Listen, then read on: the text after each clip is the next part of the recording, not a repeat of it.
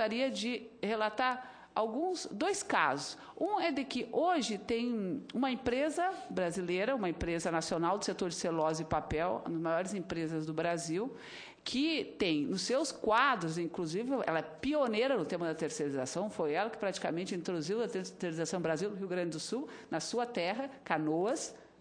Você vai lembrar, é a empresa dos anos 80, lá, a Borregar, que depois virou Klabin, etc.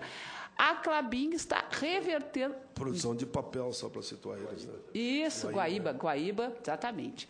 A Klabin começou, do ano passado para cá, 40% dos efetivos dela eram terceirizados. Ela iniciou um processo de reversão da terceirização, com uma estratégia. Primeiro, porque tem uma avaliação de que aquela busca por menores custos não está surtindo resultado.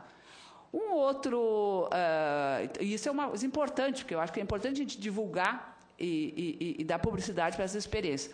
E um outro informe também que corrobora com essa ideia de que a terceirização ela é um elemento utilizado para a redução de custos, foi um acordo assinado, eu não vou dizer quem fez o acordo, né, para não comprometer, mas foi feito um acordo na negociação coletiva, uma categoria importante também, num Estado brasileiro importante, que prevê a possibilidade da empresa primeirizar, contratar o trabalhador terceiro previsto em negociação coletiva, está lá explícito, desde que a contratação ocorra com salário menor do que o piso. Então, menor do que o piso. Então, inclusive, a própria redação contradiz, porque no mesmo a convenção coletiva define o piso e prevê a possibilidade de uma contratação menor do que o piso da terceirização. Então, isso tudo ajuda, colabora a ideia de que, de fato, a terceirização é um elemento de precarização e redução de custos. E, nesse contexto, em particular, em que as empresas estão num processo muito grande de pressão por competitividade, por aumento de rentabilidade, redução de custos, sem dúvida nenhuma o tema da terceirização assume uma dimensão muito importante para todos nós. Obrigada pelo tempo. Muito bem. Muito bem. Economista pesquisadora do Centro de Estudos sobre Sindicalismo e Relação do Trabalho da Unicamp, doutora Marilane Oliveira Teixeira. Só para esclarecer, para mim tanto faz, se fosse na minha cidade, eu ia ser contra também. Mas, se não me engano, a Borregar é em Guaíba, né? É em Guaíba. É em Guaíba, isso. Eu, na verdade, nasci em Caxias, moro em Canoas, meus pais vieram de Bom Jesus, meus parentes são de Caxias, aí eu vou permeando por todo o Rio Grande. Dizem que isso é coisa de político quando fala isso, viu? Que em todas as cidades ele tem uma ramificação. Passamos a palavra, nesse momento, ao diretor para assuntos legislativos da Associação Latino-Americana de Advogados Laboralistas, senhor Massimiliano Nángel Garcês. Bom dia a todas e todos. Primeiramente, agradeço o gentil convite do senador Paim, que eu tive a honra de conhecer 10 anos atrás aqui em Brasília e tenho admirado muito a sua atuação. E parabenizo pela realização do evento. Também parabenizo o povo gaúcho de mandar aqui para o Congresso Nacional o maior defensor dos direitos dos trabalhadores aqui no Parlamento. Se nós tivéssemos mais Paulo Paim aqui em Brasília, aqui no Parlamento, a situação dos trabalhadores brasileiros seria bem melhor do que hoje é. E cumprimento na pessoa da companheira Marilane, também do Fórum, os companheiros da mesa. E primeiro eu queria dizer que eu estou numa situação um pouquinho desconfortável aqui, porque os senhores e senhoras ouviram aí belas palavras contra a terceirização, com as quais eu comungo. Então, nesse momento, eu me sinto um pouquinho como o 8º marido da Elizabeth Taylor na noite de núpcias. Mas, assim como ele teve esse desafio, eu também vou tentar trazer um pouquinho de novo aqui. Eu vou adaptar minha apresentação pulando aquilo que já foi tratado e tentar trazer alguma coisa de novo aqui. Por favor, Primeiro, colocar o contexto do projeto da terceirização e do Simples Trabalhista e de outros que eu vou citar aqui, o contexto político atual, que é dentro da guerra contra os sindicatos e os movimentos populares, né? Isso aqui é uma capa da revista The Economist, que é o grande bastião da direita internacional, das grandes empresas, colocando uma edição especial contra os sindicatos, especialmente do setor público, dizendo que era a próxima batalha que o mundo civilizado tinha que enfrentar contra os cavaleiros do atraso, que são os sindicatos. E a mídia brasileira tem reverberado esse tipo de ataque aos movimentos populares, né, que é a grande resistência contra o neoliberalismo. Exatamente, né? O senador Paim aqui vem reiteradamente tentando lutar contra projetos de lei que tentam criminalizar os movimentos populares, né? E eu recordo que uma grande emissora de televisão, há pouco tempo atrás, fez uma minissérie tratando de um sujeito que, por acaso, ocupa a presidência da República, e ele queria implementar um projeto anticorrupção. E os grandes opositores ao projeto seriam as centrais sindicais que foram na rua para lutar pela corrupção, o que todos nós sabemos que é exatamente o contrário, né? Se não fossem os movimentos populares, o movimento sindical, nós não teríamos uma democracia, não teríamos algo próximo aí, um caminho para a justiça social, né? E é o direito de greve tão sagrado que proporcionou esses avanços democráticos aí. A próxima, por favor. Aqui outra matéria dessa mesma revista, mostrando que, no Brasil, o coitado do empregador e do trabalhador estariam amarrados pelo judiciário, aquela defesa de poder deixar a relação de trabalho dentro do mercado, no salve-se quem puder, né? E aqui, esse movimento norte-americano de tentar colocar na ilegalidade sindicatos de servidores públicos, infelizmente conseguiram no estado de Wisconsin. Só para dar um exemplo aqui a grande luta que nós estamos enfrentando, e o projeto do Sandro Mabel é só uma gota dentro desse oceano de precarização, né? Próximo, por favor. Aqui um pequeno glossário. Na verdade, quando eu disser terceirização, eu vou estar mentindo, porque no Brasil, 98% dos casos, quando se diz terceirização, não é terceirização. Terceirização seria quando a empresa não tem capacidade de atuar em algum tipo de atividade e precisa contratar uma empresa altamente especializada. Isso é 2% dos casos. 98% dos casos no Brasil, o que é? É aluguel de pessoas, é arrendamento de pessoas. O sujeito que compra, aluga uma pessoa e aufere recursos como se fosse um imóvel, como se fosse um animal, como se fosse uma propriedade. E quando eu disser PL 4330, não é apenas um PL, é uma grande reforma trabalhista e, a meu ver, política também. E eu vou expor para os senhores por que eu considero que isso é uma grande proposta de reforma política autoritária. A próxima, por favor.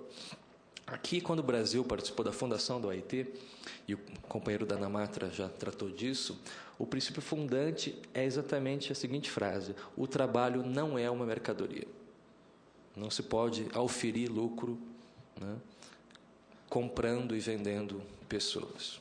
E no Brasil é exatamente isso que tem sido feito, ainda que de uma maneira não tão grande, pelo vácuo legal sobre a terceirização, mas caso o PL do deputado Sandro Mabel, que é muito semelhante ao PL que o ex-presidente Fernando Henrique Cardoso, do PSDB, mandou ao Congresso, e o presidente Lula mandou retirar, os projetos são semelhantes. Caso isso seja aprovado, a tragédia que seria para o Brasil, para os trabalhadores e para a sociedade, né? Eu vou pular esses dados, a companheira Graça que já expôs informações relevantes, estatísticas aqui, mas vou deixar a exposição à disposição de quem quiser, no meu e-mail no final, né, tratando das mortes, da expectativa de vida menor dos terceirizados, a mortalidade. Aqui citar um pouquinho, só reiterando o que já falaram antes, que esses projetos são inconstitucionais, flagrantemente inconstitucionais. O TST já vem dito reiteradamente que a terceirização em atividade fim vai contra o princípio da dignidade da pessoa humana, princípio que tem sido utilizado aí com bastante capacidade e clareza pelo senador Paim, em vários PLs que ele tem conseguido aprovar aqui no Senado, e também o princípio da valorização do trabalho, né? Aqui um outro julgado que o TST considerou ilegal a terceirização numa grande empresa elétrica, né, também com o mesmo fundamento. Próximo, por favor. E aqui, vindo um pouquinho para o lado político do PL. Por que é uma reforma política também? E aqui, um texto, depois eu vou indagar os senhores quem que vocês acham que escreveu esse texto. Um texto que mostra que a terceirização e a atividade fim visa exatamente pulverizar os sindicatos e visa enfraquecer os trabalhadores. O que caso seja aprovado o PL do Sandro Mabel, ele prevê que a empresa não precisa ter funcionários. A empresa tem só um CNPJ e contrata e subcontrata e quarteiriza e quinteiriza quem quiser. Então, imagina lá o senador Paim, quando era um sindicalista atuante no Rio Grande do Sul.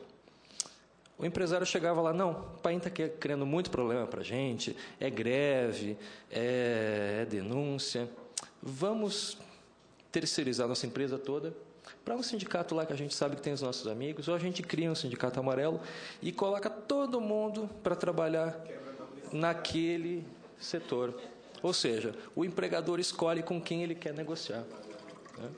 E isso você acabaria com o movimento sindical. Então, o objetivo do PL não é só economizar dinheiro, é mostrar para os setores da sociedade que não estão contentes com uma democracia cada vez mais efetiva, para tentar destruir a grande força motriz da esquerda brasileira, os movimentos populares, que é o movimento sindical, né?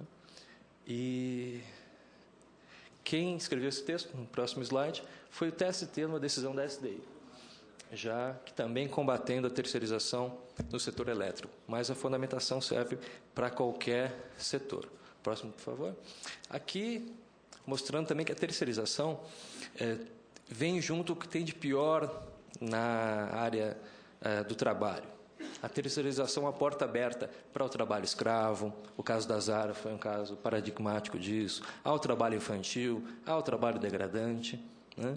Serve também como uma burla ao concurso público, no setor público, né? Deixa os terceirizados amedrontados, é uma porta aberta ao nepotismo e traz uma série de prejuízos à sociedade, né?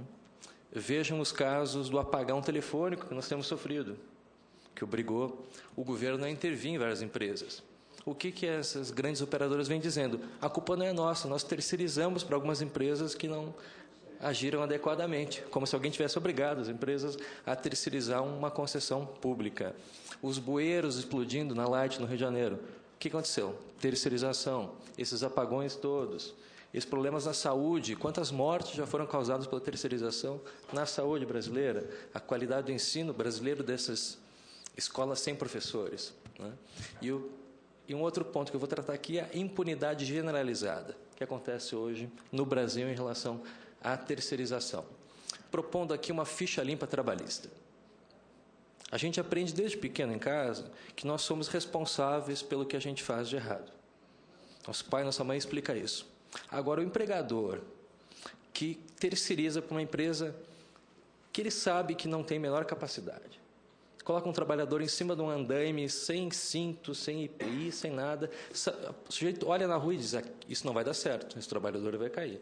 O sujeito vai e morre. Alguém aqui nós temos líderes sindicais com muita experiência, sabe de algum empregador que tenha ido para a cadeia pelo falecimento de um trabalhador, terceirizado ou não, por acidente de trabalho? Alguém já ouviu falar nisso? Agora, se você mata alguém no Brasil, você dirige bêbado, a sociedade já vem evoluindo dizendo que você é responsável. Você vai numa briga, num bar, você mata alguém, você vai preso.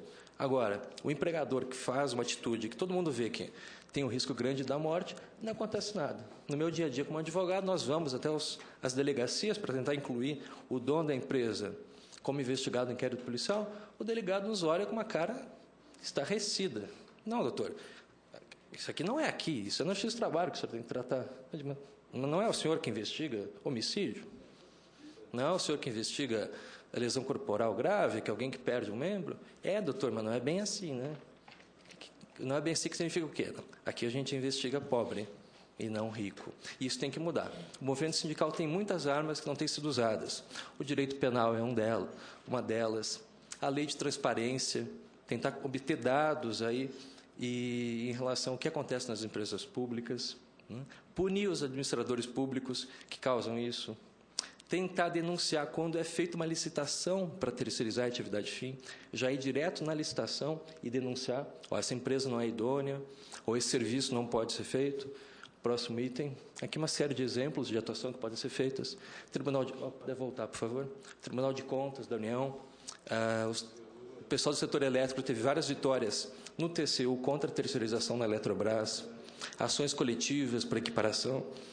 O movimento sindical não tem utilizado adequadamente esse instrumento tão forte das ações coletivas, inclusive com base na OJ 383, que prevê a equiparação completa entre terceirizado e trabalhador direto, ações populares para que o administrador público que terceiriza ilegalmente responda com o seu patrimônio pessoal, denúncias ao Ministério Público do Trabalho, ao Ministério Público Estadual em casos de lesão à saúde do trabalhador, né? Denunciar ao BNDES empresas que usam dinheiro público para terceirizar ilegalmente, né?